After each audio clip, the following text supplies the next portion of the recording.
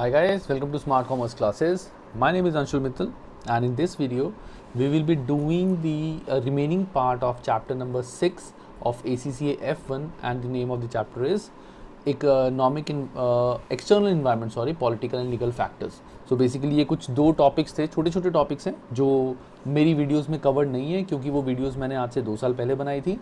Rest everything is there. सिर्फ ये वो पार्ट है जो नया ऐड हुआ है, तो मैं इसको जल्दी से करा देता हूँ. This are not at all difficult, बहुत ही सिंपल है. सो ये चैप्टर जो हम पढ़ रहे हैं that is external analysis political and legal factors के गवर्नमेंट की तरफ से, पॉलिटिकल तरफ से, लीगल फॉर्म की तरफ से क्या क्या रिस्ट्रिक्शंस हो सकती हैं बिज़नेस के लिए कि बिज़नेस को उन चीज़ों का ध्यान रखना है. तो अभी तक जो हमने इसमें चैप्टर में पढ़ा है वो सब के अलावा जो एक और चीज़ आती है, 2 चीज़ें नहीं आती हैं जिसके लिए हमें ध्यान रखना है. First is consumer protection. अब consumer protection act is a act which is for consumers. ये कंज्यूमर्स के लिए है. These are for consumers.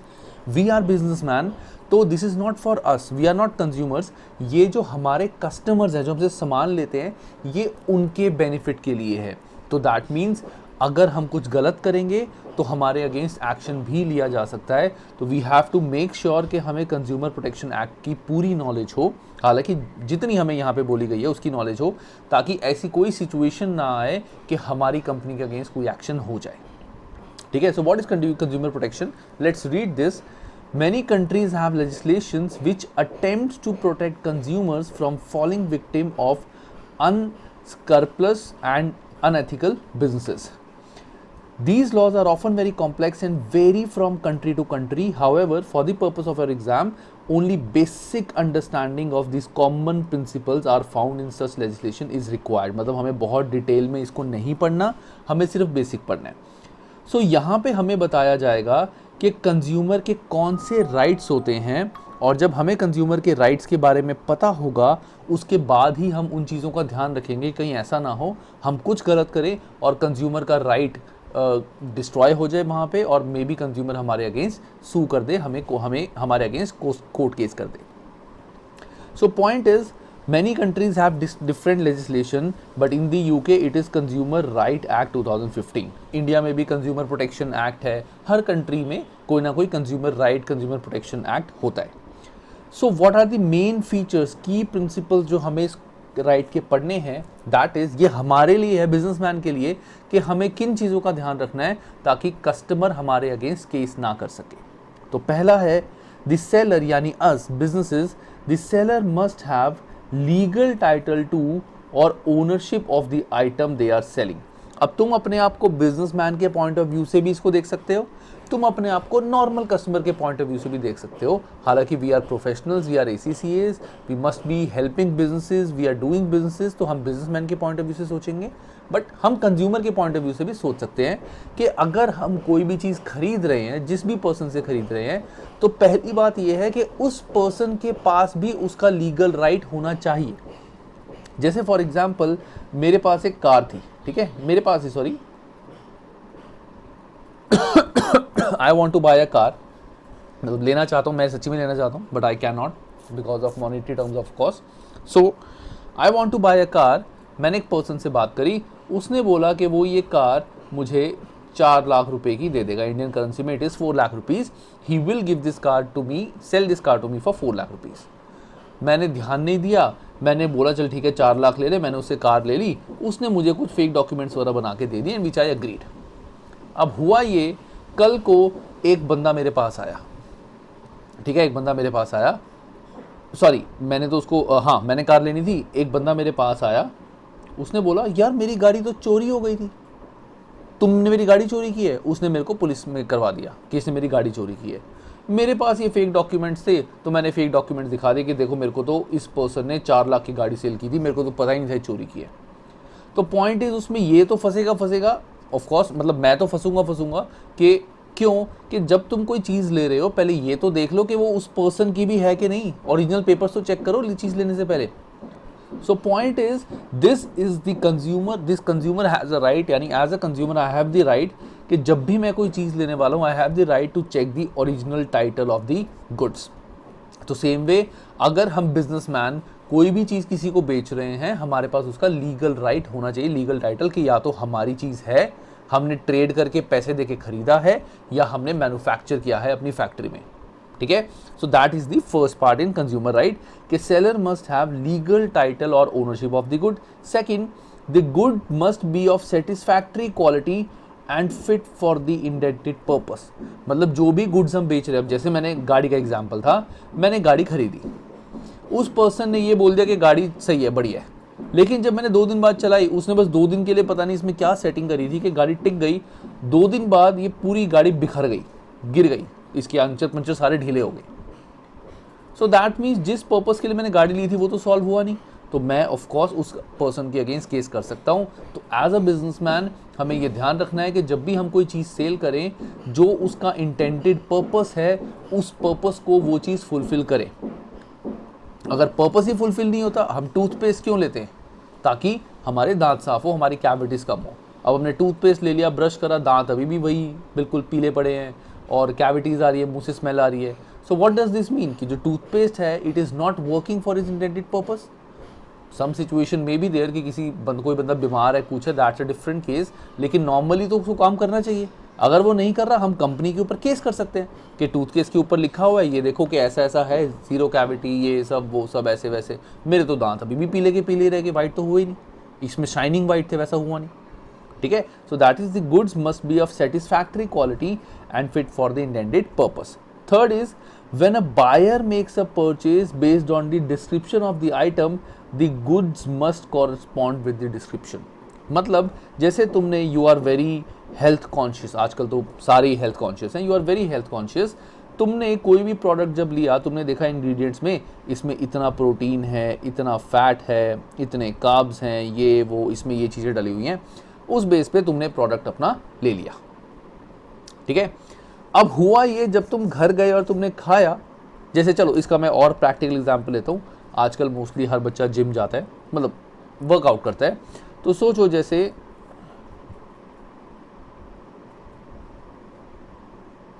Protein powder, तुमने प्रोटीन पाउडर का एक डब्बा लिया। ठीक है, there are 2 type of proteins, मैं नहीं लेता, कुछ बच्चे सोचोगे सर भी प्रोटीन लेते हैं, आई डोंट टेक प्रोटीन्स। तो सोचो मैंने प्रोटीन पाउडर का एक डब्बा लिया, इसमें लिखा हुआ है whey protein. Whey protein is like purest form of protein and इसमें 0 फैट्स होते हैं।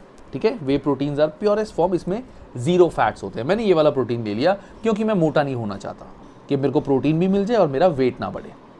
लेकिन जब से मैंने प्रोटीन खाना शुरू किया है, मेरा वेट बढ़ना शुरू हो गया काफ़ी ज़्यादा।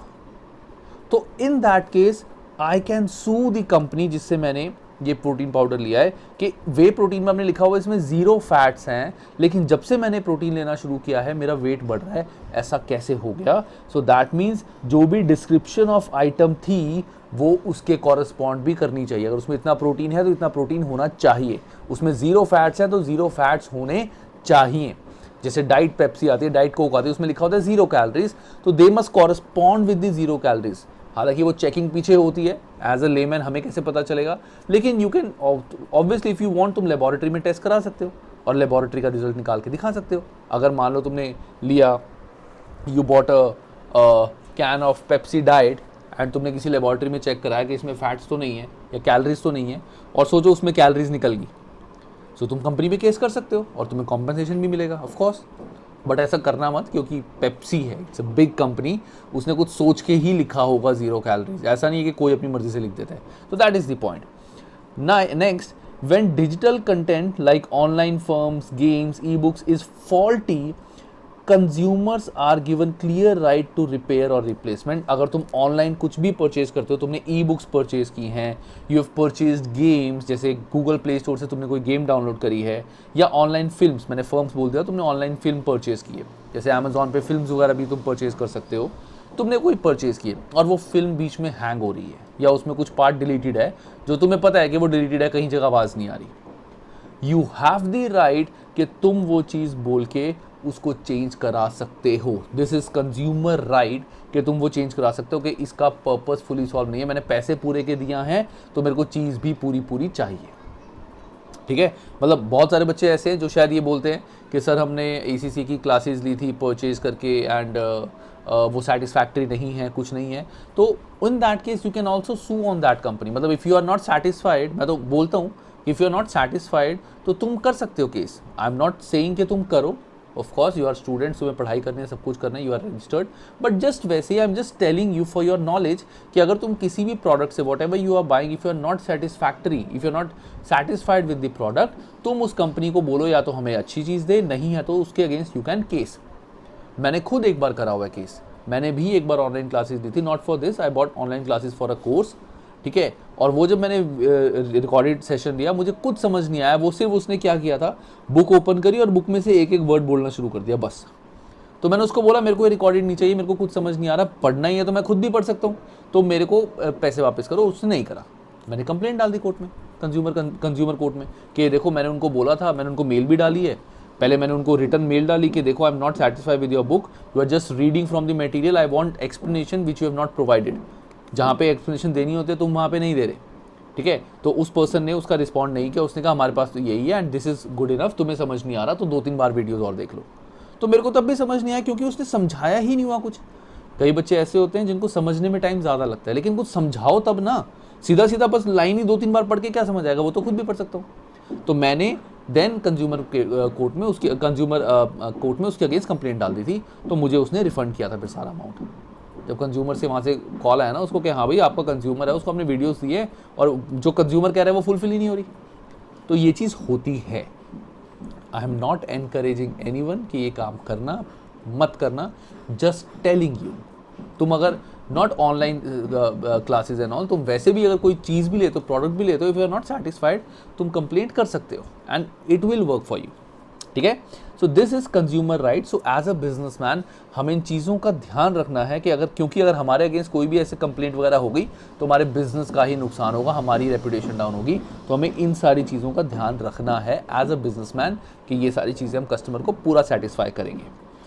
In addition to this legislation also extend the provision of service and not only goods। खाली goods पे नहीं है बेचने पे, ये services पे भी आता है। जैसे मैंने बताया था अभी जब मैं बताने लगा था कोचिंग सेंटर वाला, वैसा ही कि carried out with reasonable skills and care, कि अगर ये काम किया गया है तो रीजनेबल स्किल के साथ तुमने सर्विस प्रोवाइड की है और ड्यू डिलीजेंस पूरे केयर के साथ करा है। तुम अगर बाल कटाने गए हो, बंदे ने ऐसा नहीं है कि कुछ भी टेढ़े मेढ़े बाल काट दिए, that is not good. He should have done the work because you are going to a professional, तुम उसको अच्छे पैसे दे रहे हो तो उसके पास रिक्वायर्ड स्किल्स होने चाहिए। Complete with in a reasonable length of time. अगर रीजनेबल लेंथ ऑफ टाइम, जैसे फॉर एग्जाम्पल तुमने किसी कोचिंग सेंटर से बात करी कि ACCA की वीडियो से दो, हमें 4 महीने बाद पेपर देना है, उसने उसकी सेशंस ही उसके 8 महीने तक चलते गए। तुम बोलो 8 महीने एक पेपर को, जो कोई 1-2 महीने में पढ़ के भी पास कर सकते हैं, तो that is wrong. Third is completed at a reasonable price. Price should also be reasonable. अब किसी भी चीज़ के लिए रीजनेबल प्राइस इंडिया में कुछ डिफाइंड नहीं है। कई बाल काटने वाले भी होते हैं, हेयर कटर्स, मतलब hair dressers who charge 1000 rupees for just a normal hair cut, ठीक है। कई कोचिंग सेंटर्स वाले होते हैं हु चार्ज 25-30,000 पर सब्जेक्ट एज वेल। कई कोचिंग सेंटर वाले 5-10,000 पर सब्जेक्ट भी लेते हैं। So that mixes a lot of thing, but the point is कि ये एक रीजनेबल प्राइस होना चाहिए। If you can justify that कि देखो रीजनेबल प्राइस तो ये होना चाहिए, then that is good. So this is also to be applicable on service sector as well. तो you can just skip this part, not required. Test और understanding एक बार पढ़ लेते हैं, although we are not required to solve this क्योंकि ये MCQ में नहीं है, but still. Elina buys a television from after PLC Public Limited Company, an online retailer for homewares. When television arrived, she discovered that it is of a different model and size of the one should be ordered. मतलब उसने जो TV घर पे आया वो different model का था और उसका साइज भी अलग था। She also find that screen image is blurred and the remote control is faulty and does not work. भाई ये तो वाट लग गई लीना की, तो बेचारी लुट गई। Amazon पे बहुत बच्चों के साथ ऐसा होता है, बट Amazon में अगर ऐसा कुछ हो तो वो रिटर्न हो जाता है। So why after PLC is likely to have breached the local consumer right? There are two things. पहला तो उसने जो प्रोडक्ट था as per specification जो था वो चीज़ नहीं करी, और दूसरा वो product was faulty, intended use नहीं था, वो faulty था। There are two things जो डिस्क्रिप्शन में था। ये एक तो आ गया डिस्क्रिप्शन वाला पॉइंट, डिस्क्रिप्शन नहीं मैच करी, और जो इंटेंडेड यूज़ था वो भी नहीं मैच करा, कि उसका यूज़ था रिमोट का वो नहीं काम करा और टीवी की स्क्रीन ब्लर थी जो क्लियर होनी चाहिए। सो ऑब्वियसली उस पर केस हो सकता है, या तो रिफंड करो पैसे या फिर केस करो। इंडिया में इतना नहीं होता, बट बाहर की कंट्रीज़ में अगर ऐसा कुछ हो जाए तो कंपनीज़ को बहुत ज़्यादा पेनल्टी देनी पड़ती है कि ऐसा कैसे हो गया, टाइम वेस्टेज बहुत हो गया, सब कुछ हो गया। So this happens but not in India. Next topic, जो लास्ट टॉपिक हमारे इस चैप्टर में ऐड हुआ था, दैट इज सिंपल कॉन्ट्रैक्ट्स। अब what is a simple contract या व्हाट इज अ कॉन्ट्रैक्ट, ज़्यादा डिटेल में नहीं जाना, but what is a contract. So these are two person, जैसे वही एक मैं हूँ एक ये है, मैंने गाड़ी लेनी है, ठीक है, ये जो भी गाड़ी बनी है मुझे नहीं पता, मैं अभी यही ले सकता हूँ बस खिलौने वाली, मैंने गाड़ी लेनी है।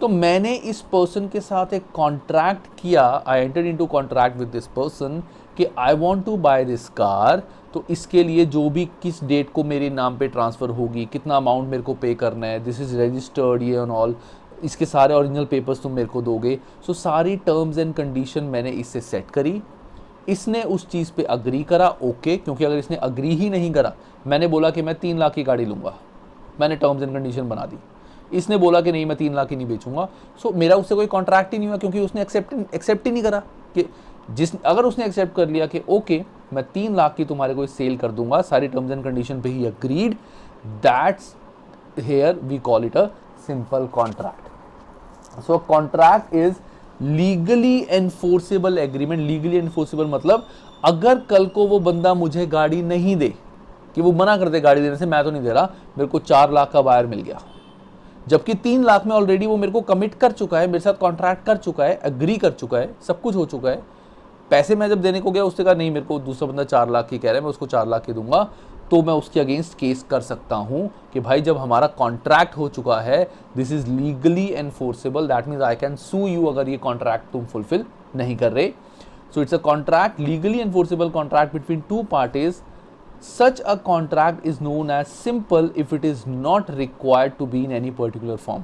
तो सिंपल कॉन्ट्रैक्ट मतलब जैसे हमारा रेंट एग्रीमेंट्स वगैरह होते हैं, कुछ एग्रीमेंट्स होते हैं, उनका स्पेसिफिक फॉर्मेट होता है, there is specific format for that. लेकिन कुछ कॉन्ट्रैक्ट ऐसे होते हैं जैसे इसका कोई स्पेसिफिक फॉर्मेट नहीं है, I can write it in my way, जैसे मर्जी मैं लिखना चाहूँ I can write that, there is no specific contract. जैसे दूसरा एग्जाम्पल, अब तुम बोलोगे कि सर सिंपल की जगह स्पेसिफिक कॉन्ट्रैक्ट क्या होता है कि बहुत ही स्पेसिफिक हो, तो जैसे तुम बैंक में अपना अकाउंट खुलवा रहे हो, बैंक में अकाउंट ओपनिंग फॉर्म, एओपी मतलब account opening form, sorry AOF account opening form, इसमें तुम्हारे को एक प्रॉपर पेज दिया जाता है कि तुम्हें अपना नाम लिखना है, date of birth, address, father's name, signature करने हैं, that I call a specified contract, कि इस this is not in a normal language, that means तुम इसमें कुछ भी चेंजेस नहीं कर सकते, जैसा है you have to fill in and you have to give it, this is a specified contract. लेकिन ये है मेरा एक नॉर्मल कॉन्ट्रैक्ट जिसमें मैं किसी भी तरीके से, जस्ट 1 सेकंड गाइस, किसी भी तरीके से जैसे मर्जी समझा सकता हूँ, कुछ भी लिख सकता हूँ।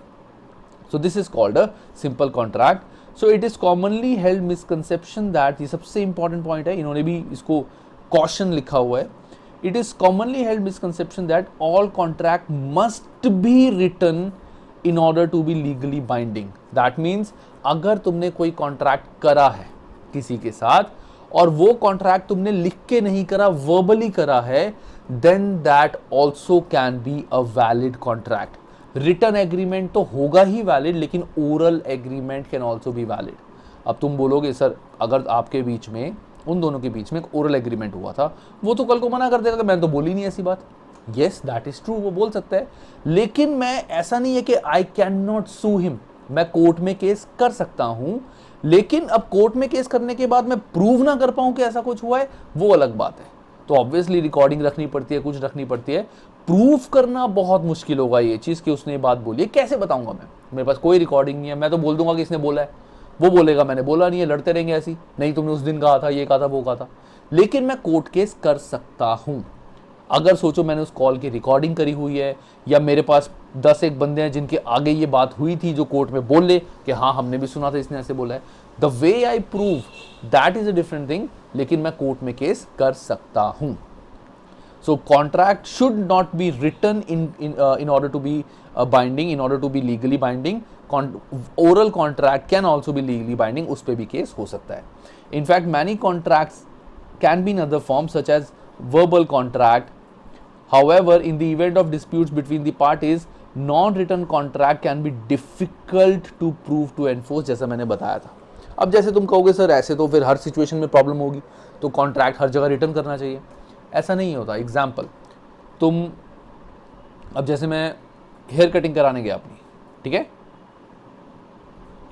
मैं हेयर कटिंग कराने गया, जब मैं वहाँ पे गया तो ऑब्वियसली वहाँ पे कोई रिटर्न साइन तो नहीं होता ना, कि रिटर्न एग्रीमेंट होता है, तुम जाते हो बाल कटाते हो आ जाते हो। अब तुम वहाँ गए, उस बंदे ने तुम्हारे बालों की ऐसी तैसी फेर दी, पता नहीं क्या अजीब सा बना दी तुम्हारे बालों को, मैगी सी बना दी तुम्हारे बालों की। अच्छे खासे बाल थे तुम्हारे, लंबे घने काले बाल, वैस मॉल ने किया कमाल तो लेकिन ऐसा हुआ नहीं, तो पता नहीं मैं क्या बोल गया तो उसने तुम्हारे बालों का सत्यानाश मार दिया। तुम उसके अगेंस्ट कोर्ट में केस कर सकते हो कि देखो मैं जब आया था मेरे बाल ऐसे थे, अब इसने जो काटे हैं इसने ऐसे कर दिए। वो बोलेगा कि नहीं नहीं मेरे को तो इन्होंने ही कहा था ऐसे करने को। तुम बोलोगे यार आज तक मैंने नहीं करे, मैं ऐसे क्यों कर दूंगा। मैं कोर्ट में तो केस कर सकता हूँ एंड मैं प्रूव भी कर सकता हूँ कि देखो जब ये कोई बाल काटेगा, जंगल बना दिया मेरे बालों का, नाश मार दिया, कर्ली कर दिए, सारे अजीब कर दिए, भाई ये ऐसे कौन सी कटिंग करता है भाई, ऐसे कौन करता है भाई। So this will be difficult to prove, और नॉर्मली इट कैन और can not be proven, but you can sue against that hairdresser, case कर सकते हो उसके अगेंस्ट, सलून के अगेंस्ट। अब आता है features of a simple contract. Contract के फीचर्स क्या होते हैं? पहला होता है एग्रीमेंट। एग्रीमेंट मतलब both the party must have agreed, चाहे ओरल हो चाहे return, but both the parties must have agreed. मतलब एक ने दूसरे को ऑफर कराओ, एक ने ऑफर कराओ, इसने ऑफर करा उसको और दूसरे पर्सन ने इस चीज को एक्सेप्ट करा हो। तो एक ने ऑफर करा हो, दूसरे ने एक्सेप्ट करा हो, that is called an agreement. अगर ऑफर ही नहीं करा तो एग्रीमेंट हो ही नहीं सकता, और अगर मैंने ऑफर करा उसने एक्सेप्ट नहीं करा, that is also not an agreement. जैसे अब इसका एक अच्छा एग्जाम्पल क्या है, तुम अगर बहुत बार ऐसे सिचुएशन आती थी क्या कि तुम अगर किसी शोरूम के बाहर तुमने देखा कि यहाँ डिस्प्ले बोर्ड में कुछ वो लगे हुए हैं, मैनिक्यून्स बोलते हैं आई थिंक उनको, मैनिक्यून्स आई थिंक कुछ मतलब वो लगे हुए हैं इसमें, या आई थिंक उनको मैनिक्यून्स ही बोलते हैं, जो बेसिकली शॉप में बाहर लगे होते हैं ना, ऐसे लड़के लड़कियां बने होते हैं जिनको कपड़े पहनाए होते हैं, ठीक है ना, डमीज लगे होते हैं बेसिकली। So those are मैनिक्यून्स।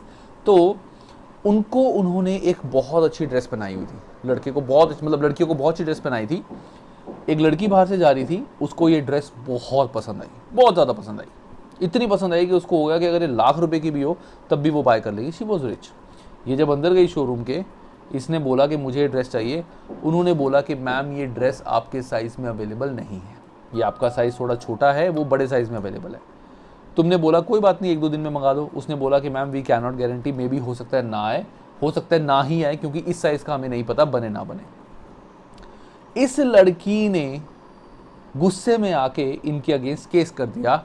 क्या सोच के, ध्यान से सुनना, क्या सोच के, जब तुम्हारे पास वो ड्रेस अवेलेबल ही नहीं है सबके लिए, तुमने ये ड्रेस डिस्प्ले बोर्ड में कैसे लगाई? दैट मीन्स तुम झूठ बोल के लोगों को ऑफर दे रहे हो, तुम झूठ बोल के लोगों को ऑफर दे रहे हो, है ना।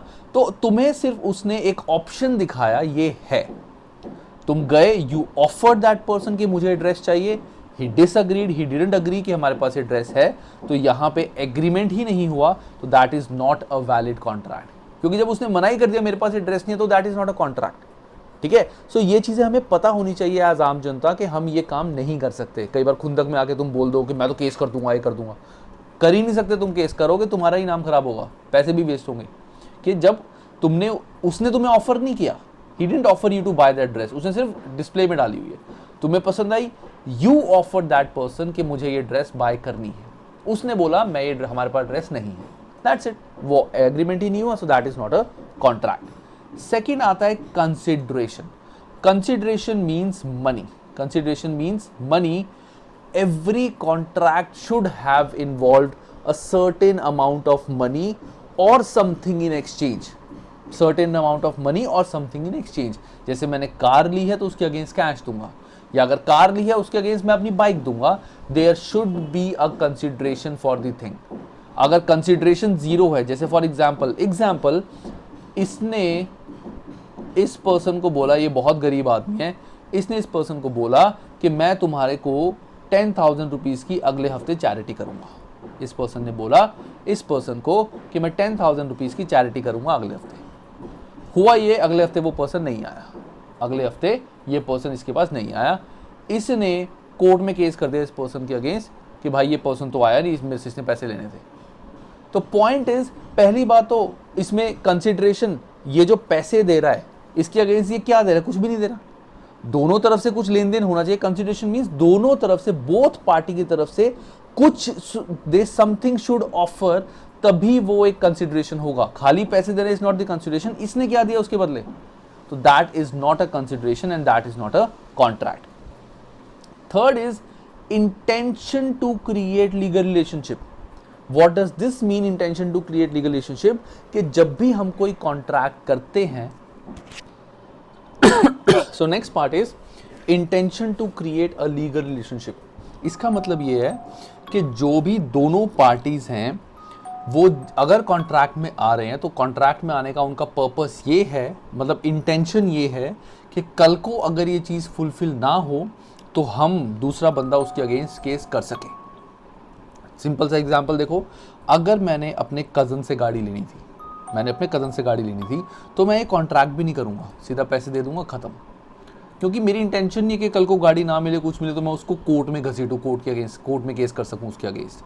सो जो भी पार्टीज होती हैं, कॉन्ट्रैक्ट तभी बनता है जनरली जब हमारा जो कॉन्ट्रैक्ट है उनकी दोनों parties they want to create a legal relationship. Legal मतलब कि कल को कुछ भी हो तो दूसरे पर्सन के अगेंस्ट केस कर सके। ठीक है, जैसे for example informal arrangement to go for shopping with a friend would not constitute to a legal binding contract. मैंने अपने फ्रेंड को बोला, नॉर्मली लड़कियां शॉपिंग करने जाते हैं, लड़के तो खाने पीने जाते हैं। तो लड़कों ने बोला कि चल आज शाम को बैठते हैं ठीक है, दूसरे ने मना कर दिया, मैं तेरे अगेंस्ट कोर्ट केस कर रहा हूँ, तूने कल मेरे को कहा था चलेंगे, आज नहीं गए ऐसा that is not a contract. ठीक है, क्योंकि पहली बात तो कंसिडरेशन ही नहीं है कोई, और अगर पहली बात तो कंसिडरेशन ही नहीं है, इसके अगेंस्ट क्या दे रहे दूसरा बंदा, commitment is not a consideration. दूसरी बात, इंटेंशन थी ही नहीं हमारी वहाँ के लेके, नहीं गया तो कोर्ट केस कर दूंगा। पहले ही बोल देता कि भाई अगर तू कह रहा है कल चलेगा तो चलियो, नहीं गया तो मैं कोर्ट केस कर दूंगा, तो शायद वो बंदा कल ही मना कर देता कि भाई मैं तो नहीं जा रहा, है ना। So intention to create a legal relationship.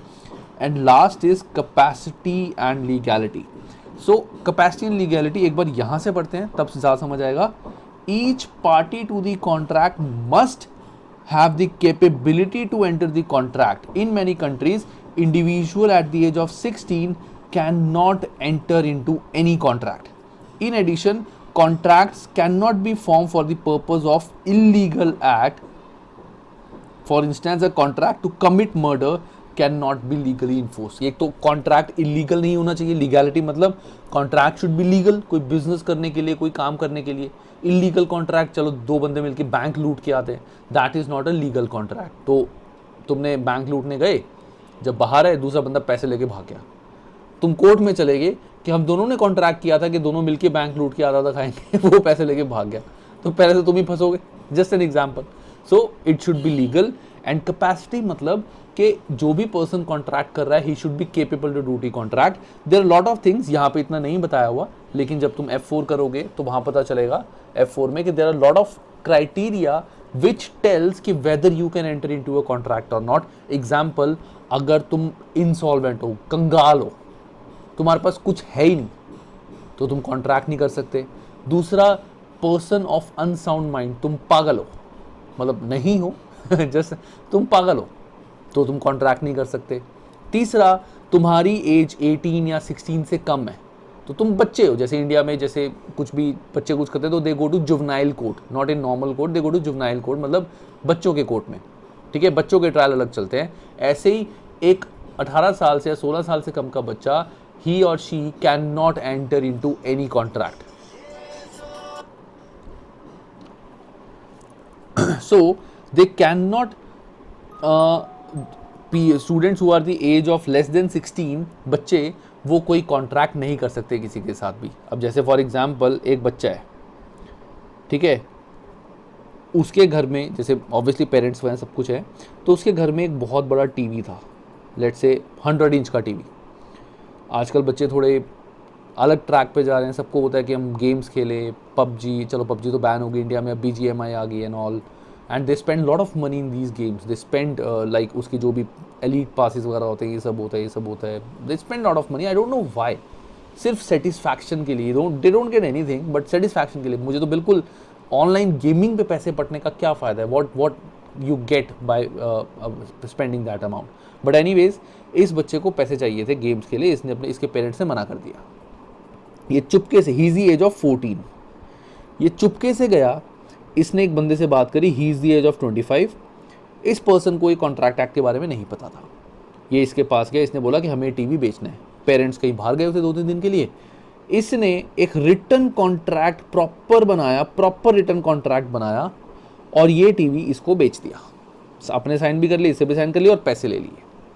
हुआ ये, जब बाद में उसके पेरेंट्स आए, उनको पता लगा कि इतना महंगा टीवी इसने इतना सस्ता बेच दिया, ये इस बंदे के पास गए, उसको बोला कि हाँ भाई हमें टीवी वापस करो। ये पढ़े लिखे लोग थे, ये पढ़े लिखे थे दोनों, may be you can call them ACCA थे ये। इस पर्सन ने बोला ना ना ना, मेरे पास तो कॉन्ट्रैक्ट है भाई, अब आपके बच्चे ने तो मेरे को बेच दिया, पैसे ले लिए उसने, मैं कुछ नहीं कर सकता। इन्होंने बोला जितने पैसे उसने लिए हैं वो हमसे ले, हमें हमारा सामान वापस कर। इसने मना कर दिया, मैं नहीं देता, मेरे पास कॉन्ट्रैक्ट की कॉपी है। इन्होंने कहा इस कॉन्ट्रैक्ट की कॉपी को लेके रख अपने पास, हम जा रहे कोर्ट में। ये दोनों चले गए कोर्ट में कि इसके पास हमारा टीवी है और ये टीवी नहीं दे रहा। इसने दिखाया कोर्ट में कि मेरे पास कॉन्ट्रैक्ट है।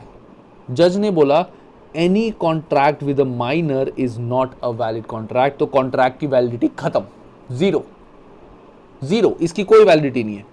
अब बता टीवी तेरे पास कैसे आया? उसने बोला कॉन्ट्रैक्ट खत्म हो गया, जीरो हो गया, इसकी कोई वैल्यू नहीं है। अब बता टीवी कैसे आया? तो बस उसको टीवी वापस करना पड़ा। So whenever you enter into a contract with any person, देख लेना कि वो माइनर ना हो। All contract with the minor are void और इनवैलिड। अगर माइनर के साथ कॉन्ट्रैक्ट होता है तो जो भी उसके लीगल गार्डियन है, parents, they should also be a party to that contract, वो भी अग्री करें कि हाँ ये बात सही है। अगर वो नहीं करते, सिर्फ माइनर करते हैं, so that is not a valid contract, so that is capacity. कोई भी पर्सन अगर केपेबल ही नहीं है एंटर होने के, ही और she can not enter. So by creating legislation surrounding simple contracts, the government can protect consumers from being taken advantage by businessmen and others. For example, children will be unable to sign a binding contract as they are unlikely to be fully aware of the consequences. मतलब अगर मान लो तुमने किसी, you are a businessman, एक बच्चा तुम्हारे पास आया, उसने बोला कि मेरे को 1 लाख चॉकलेट्स दे दो, मैं आपसे कॉन्ट्रैक्ट कर रहा हूँ, सब कुछ हो गया कि मैं आपको पैसे दे दूंगा। कॉन्ट्रैक्ट हो गया, वो ना बच्चा आया ना कुछ हुआ, कॉन्ट्रैक्ट में एड्रेस लिखा हुआ था, तुम वहाँ गए, उन्होंने पैसे नहीं दिए। व्हाट हैपन, तुम कोर्ट में चले गए कि देखो बच्चे ने कॉन्ट्रैक्ट किया था कि हमें पैसे देगा, 2 महीने बाद इससे नहीं दिए। कोर्ट बोलेगी भाई ये कॉन्ट्रैक्ट इनवैलिड है, तुम बिजनेसमैन हो, तुम इतना भी नहीं पता कि माइनर के साथ you can not enter into any contract, तो तुम्हारा क्या हो गया? नुकसान। सो यही चीज़ का हमें ध्यान रखना है। सो बस ये 2 टॉपिक्स थे जो ऐड हुए थे, तो बस दैट्स इट। ये चैप्टर तुम्हारा पहले भी खत्म था, अब और ख़त्म हो गया। ठीक है, चलो bye guys, take care and have a great time.